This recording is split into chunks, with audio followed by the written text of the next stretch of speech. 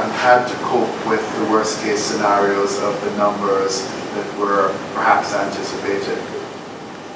A second wave is not just as we open up the country to expect more infected patients like the first wave.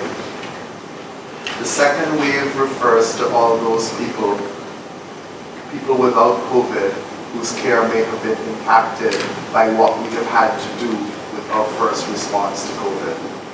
So as the country opens up, we also have to try and resume services at the hospital. But from what we've learned, it's going to be a new normal. And I guess the most important thing that we have learned is we can't go back to how we were before. Or at least the foreseeable future, it's not going to work.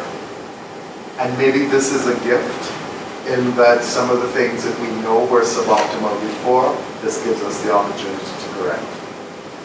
So what have we been doing wrong? Next one. Crowding is no longer acceptable. Even for a meeting like this, we have to social distance. And anybody who has been into the hospital knows that this facility that is more than half a century old was not designed to keep people at what is now an acceptable personal distance apart.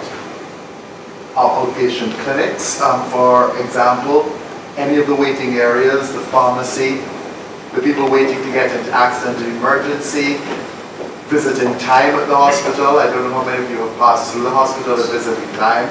You know, you had to beg and say please to get by, no longer acceptable.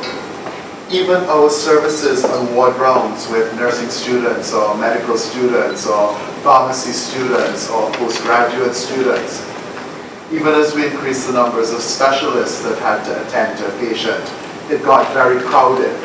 I think at some stage when I had looked into the history of the Queen Elizabeth Hospital, when we first moved here, I think it was something like 15 doctors on the entire staff. Now we have over 200 consultant staff and another 200 residents. It's large amounts of physicians.